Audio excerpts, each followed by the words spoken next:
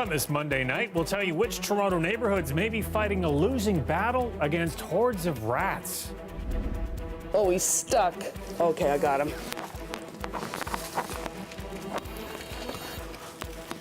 Oh, he stinks. Residents want the city to play Pied Piper. The city says it's up to homeowners to take care of. Plus, after making it look easy on Saturday, the Raptors look to take a 2-game lead over the 76ers at home. And finding our food has been a difficult journey. It will continue to be one, but we know the main staple of it. Now it's making it sustainable. A Koreatown cafe serving traditional Anishinaabe food celebrates 2 years in business. Good evening, I'm Mike Wise. We are getting a fresh look tonight at a mini population boom in Toronto. The city's growing rat problem. We have new numbers looking at a rise in rodent-related complaints across the city, but we're focusing tonight on East York, where some residents are dealing with caved-in driveways and damaged homes, all because of those rats. Lisa Shing has this CBC Toronto exclusive. Today's household task for Donna Devlin has become somewhat of the norm. Oh, he's stuck. Okay, I got him. She's routinely on rat patrol around her house, and her sewer basin is a likely spot they'll take the bait. Oh, he stinks. Devlin says she's been dealing with rats tunneling under her house for almost 20 years, but the usual traps don't work anymore. The last time we put one in there, the rat was there. My husband put it in. The rat came out, he looked at it, and he just went like this. And he flipped it. He flipped it right in the drain. She lives in Beaches, East York, which, according to the city, has logged 450 rodent complaints in the last decade, making it the third highest in the city. Parkdale has reported the most complaints over that time at 547. The riding of Davenport comes in second with 528 rodent reports. There's one of the cats. Hey, you. Not catching too many rats these days. Devlin spent hundreds of dollars hiring an exterminator to comb through her house and put these mesh cages over her laundry vents to prevent them from coming in. But that hasn't stopped them from tunneling under her driveway, which is starting to cave in. Neighbors feel her pain. The rats tunneled underneath the house, got into a closed-in stairwell area in the basement, and had basically started to nest, then chewed through some carpet. A couple got into the house. We basically had to pull up all of the carpet, went around with a sledgehammer to find areas that sounded hollow. The contractor at the time found an area that he described as the intersection of where the 401 east and west meets the DVP and the 404 is what was downstairs in an area in my basement. Isn't that's a little, it's a big that's one. A monstrosity. When shown a photo of Devlin's dead rat, Councillor Brad Bradford was a bit rattled. A lot of rodent. Bradford says it's a citywide problem that's only gotten worse with construction and digging. We've seen, an increase in rat complaints, certainly coming to our office. Brad Bradford says the city is looking at doing something about the rats, but not until later this year when a report comes back. In the meantime, he says residents should make sure to keep a tight lid on composting as well as garbage and remove any leaves or brush so that rats don't burrow. Lisa Shing, CBC News, Toronto. We could be a few days away from a potential school bus driver strike that could affect students at 2 Toronto school boards covering one half of the city. Both the Toronto District School Board and the Toronto Catholic District School Board are warning of a possible school bus strike later this week. The boards say drivers with stock transportation will be in a legal strike position as of Thursday. Talks with the drivers' union continue. The strike would affect over 8,300 students across the 2 school boards, with the majority of schools served east of Yonge Street. Cottage Country had intense flooding over the weekend, and the Bracebridge area is not out of the woods yet. More rain is on the way this week, but that's bad news for residents who decided to stick it out. From the mouth of the river, having visited that area last night, it is an epic amount of water that is fully around a number of homes there and quite deep. As the lake level rises, of course, near the mouth of the river, it's causing a lot of problems. So that'll be an area of ongoing focus today. This is still a multi-day event.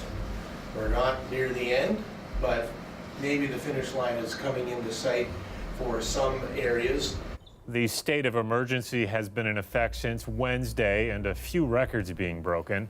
45,000 sandbags have been used so far. Officials say the Muskoka River is rising to historic levels, and Muskoka Lake has risen between 4 to 5 centimeters in just the last 24 hours. The water levels have exceeded those in 2013, when the area last saw record-breaking floods. And people from Kashechewan First Nation are calling on the province to help them as they face an annual flooding crisis. Because we've been displaced and dislocate every spring, and we lost a lot of our culture, traditionals, and teaching because of this. Community members talking at Queen's Park this morning before taking their message to Parliament Hill. Flooding forces more than 25,000 residents from their homes on James Bay every spring.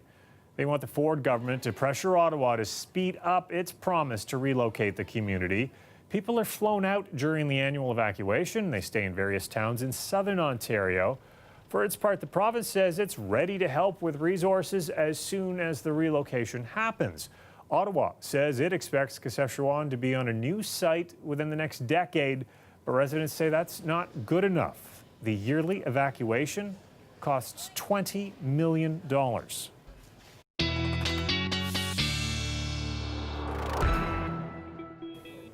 Colin Kennedy joins us right now with your first look at the forecast. I can't believe people were seeing snowflakes tonight. I can't believe it either. Oh, the frustrations of spring, Mike.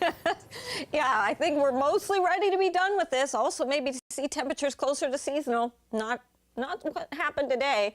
Yes, a little bit of light snow, some flurries, some ice pellets, all mixing in with some of the rain showers, which are tapering off now, but still, we will be left behind with a bit of patchy fog still and a bit of drizzle into the overnight, but seeing very shortly, and already I'm seeing that rain tapering off. Tuesday, we are going to see more sun by afternoon. So some cloud cover to start the day off, and then we'll get more and more sunny breaks, becoming kind of a mix.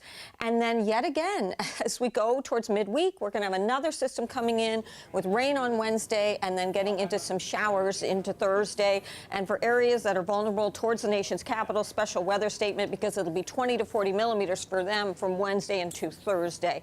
Ahead tonight, though, seeing this moving away from us. There's the cloud cover towards the morning hours, breaking up into the afternoon. And then the next system that will come in probably kind of in two batches, but really just think of Wednesday as a rainy day, even though there may be some breaks in the precipitation.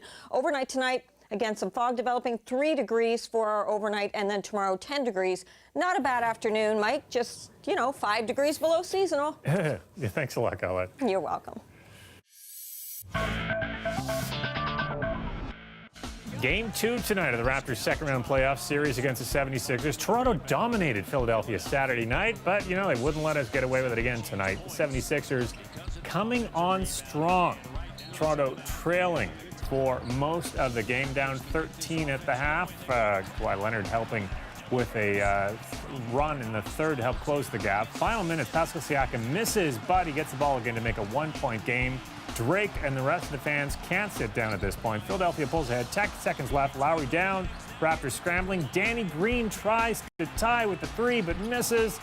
The late rally fails as the 76ers tie the series, and they win tonight, 94-89.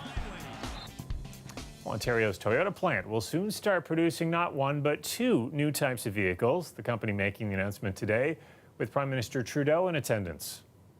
It really is such a pleasure to be here to celebrate as Toyota reaffirms its long-term commitment to Canada with a significant investment worth hundreds of millions of dollars. Trudeau credited Toyota's new project in Cambridge directly to the federal government's own investment last year of $110 million. Starting in 2022, the plant will begin making the Lexus NX luxury crossover, as well as a hybrid edition of that vehicle. No new jobs were announced today, but this comes at a time when GM, of course, is closing its Oshawa plant and Chrysler is losing a shift in Windsor.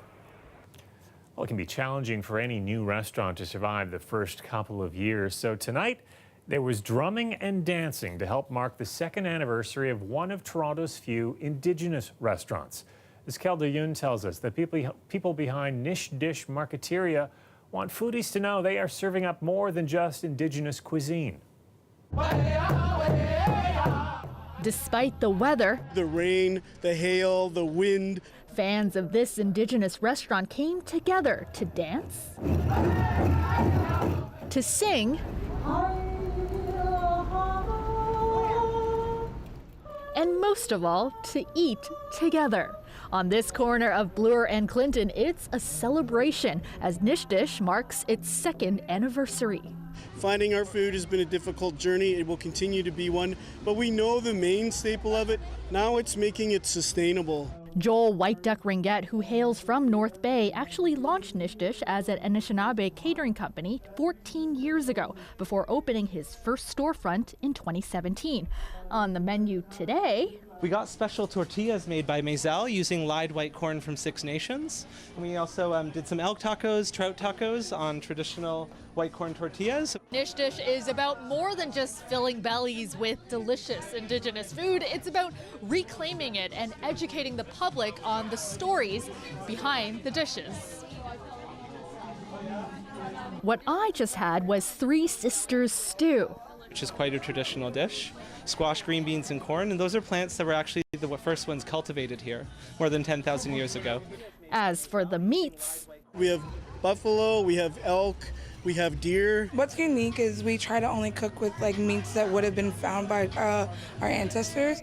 For Alexandra McMiniman, it's important to continue tradition. There's so much in modern society that things just get suppressed and like moved down, like even languages and food, and like not a lot of like young Indigenous people know about the food that we would have eaten if we were alive when our ancestors were. And everyone that comes in that has questions about First Nations people, we teach them. And while this party will end, Ringette hopes Nishdish will continue to serve as an inspiration for other Indigenous people, that if his business can thrive, theirs can too. Kelda Yoon, CBC News, Toronto. Well, coming up after the break, police services across the country are getting help from the federal government to crack down on drugged driving. We'll have the details coming up.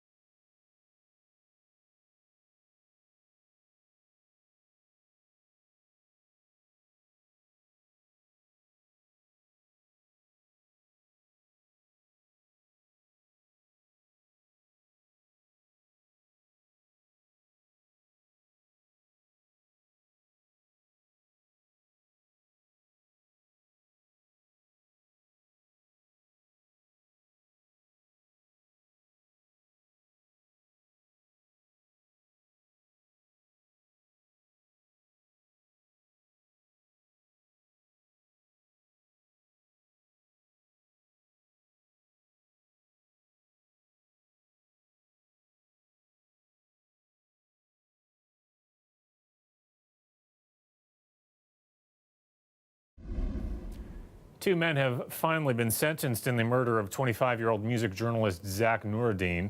Nuruddin was killed outside of a restaurant on Yonge Street back in 2015. During the trial, the Crown told the jury the attack started as a robbery and morphed into a vicious beating. This morning, Patrick Smith was given a life sentence for second-degree murder with no chance of parole for 12 years. Matthew Morea received a 12-year sentence for manslaughter plus 1 more year for robbery. 551 Alpha. Go ahead. One under arrest for impaired. Yeah. And it was a busy weekend for York police dealing with an alleged impaired drivers like this man who stumbled out of a vehicle after it crashed into a ditch in Whitchurch Stouffville yesterday. He was arrested, police alleging he blew more than 2.5 times the legal limit for alcohol. In total, 24 drivers were charged this weekend with impaired driving in York Region alone. Well, impaired driving cases aren't always alcohol related. Drug impaired driving is becoming a big issue on the roads. Now, police services across the country will receive millions from the federal government to both equip and train officers in cracking down on drug driving. Ali Chiasson explains. It is my great pleasure to announce that the Government of Canada will provide to the province of Ontario $17 million over the next 5 years. Hey, how are you this morning? You've been drinking today, though? Consumed any cannabis? Money to be spent on training more officers to become drug recognition experts and to launch a large-scale Don't Drive High campaign in partnership with Mad Canada. Your life can change in an instant. Don't drive high. A message from the Government of Canada. The funding also allows police forces to buy new drug testing technology, which is still evolving. The saliva test model currently being used The Dräger Drug Test 5000 analysis system doesn't just make has been criticized for its durability and accuracy. But Blair says they're going to be exploring new tech for years to come, likening it to this experience. I remember my first cell phone weighed 7 pounds. Frankly, we used to call it the brick. But over time, additional devices became available to us. And I fully anticipate that's exactly what will happen with oral fluid screening technology. And while Ontario police agencies haven't seen an increase in impaired driving charges since cannabis was legalized, it has been showing up this year. 15 charges laid for impaired by drug, and THC is the leading cause of that. Blood alcohol science has been around for decades. A ratio determines a driver's level of impairment. THC, for example, can linger in your fat cells long after you come down from a buzz. So determining impairment is trickier, and officer training reflects that. Standardized field sobriety testing is about a 1-week course of training for a police officer, and it's very technical. According to the government's numbers, 40% of impaired driving crashes involve a high driver, exceeding the number of those impaired by alcohol alone. Training of officers on standardized field sobriety testing of officers to become drug recognition evaluators, and also the purchase of approved drug screening equipment, which of course is kind of critical as we move forward with this issue. Now they get $17 million to help detect and deter. Ali Chiasson, CBC News, Toronto. After a crane comes crashing down in Seattle, killing 4 people, we wonder about Toronto's cranes. I'm Magda Gebre-Selassie. I'll have that story coming up.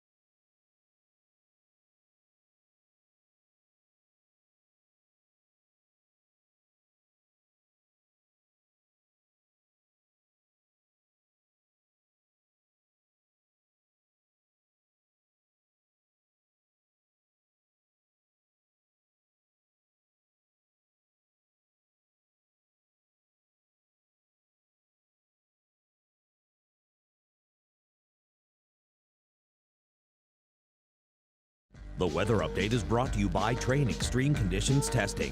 It's hard to stop a train, really hard. Train, the most reliable heating and cooling brand. Well, this is the moment. A crane in Seattle collapsed this weekend onto one of that city's busiest streets. We aren't actually going to show you the actual impact because it killed 4 people on the ground. The crane was part of Google's new campus. Seattle has around 60 active construction cranes. That's more than any other U.S. city at the moment. Now, looking around our city, there is no shortage of cranes dotting our skyline. So in the wake of that collapse in Seattle, we wanted to know just how safe we are around all of our cranes and construction sites. Dr. Gabrisalassi set out to find the answer. After a crane comes crashing down in Seattle, killing 4 people. I heard a sound that was like thunder. And then I heard the most sirens that I've ever heard, and I knew something had probably fallen down. Many are now looking for answers as to how this could have happened. Meanwhile, here in Toronto, cranes are a fixture, and questions about safety hang in the air. How many cranes are up in Toronto right now? Right now we have close to 300 tower cranes up in the Toronto area. A lot of them are very similar to what this is. This is what you would call a hammerhead, flat top. Joe Dowdle is with the Union of Operating Engineers. He was a crane operator for 15 years before a workplace accident left him in a wheelchair. Seeing what happened in Seattle, he says, that is very hard on everybody, and it certainly sends a message to the entire industry that, again, accidents do happen, but we do have to focus on why it did happen, how we prevent it, and make sure it doesn't happen again in the future. In order to become a crane operator in Ontario, you need to go through in-class training, thousands of hours as an apprentice, and you have to pass a written test with at least 70%. This is modeled after our tower crane that we have out in our yard. Here at this training center in Oakville, they focus on both mobile and tower cranes. The control functions, what he's learning, how to control the load, how to swing, trolley, hoist, is exactly what he'll be doing on the job site, but in a simulated environment. In addition to hands-on experience, students will also learn from any real-life incidents like this one in Seattle. Was it something that took place while they were trying to dismantle the equipment? Was it weather? Was there could be so many factors that play into this that it will take time to find out the end result. Magda Gabrisalassi, CBC News, Toronto.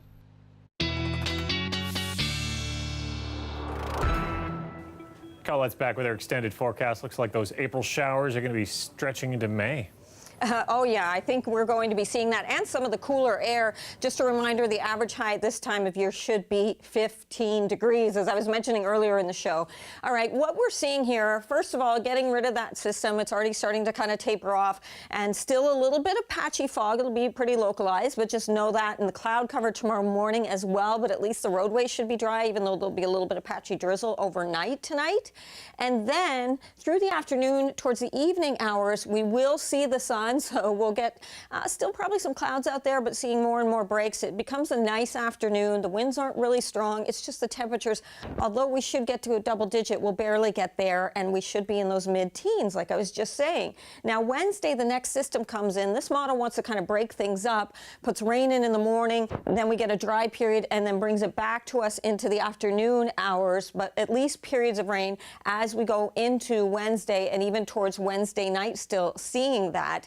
Now, in terms of the accumulations, again, it's not looking by Wednesday evening like a lot, less than 10 millimeters for Toronto, but in fact, we could be seeing closer to 20. And certainly as you travel to the north, we'll be seeing more significant amounts between what's going to fall between as it comes in early on Wednesday through the day and then tapering off Thursday night, or Wednesday night, pardon me. Fog through the overnight. It will be localized, but you're going to be seeing it in southwestern Ontario as well, with that rain and drizzle tapering off and those lows around 4 degrees. And then tomorrow, late day showers develop, so I actually think you're going to see some sun before that, and then it gets towards the evening or even late afternoon, chances increase, 10 to 11 for the daytime highs.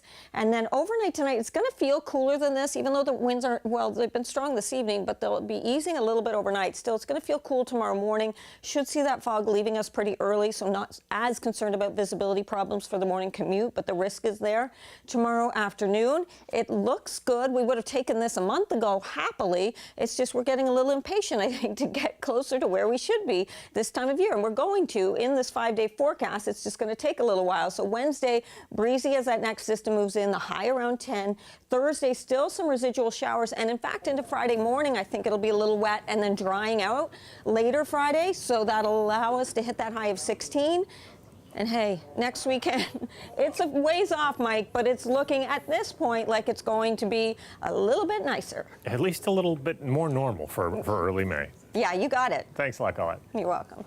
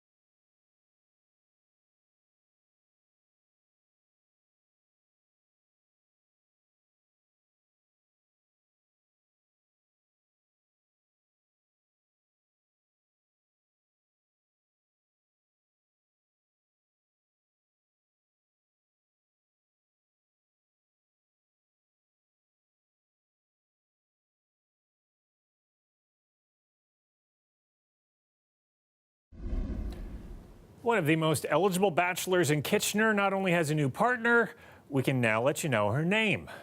Let me back up for a little bit. I want to introduce you to Otis, a male trumpet swan who lived in Kitchener's Victoria Park.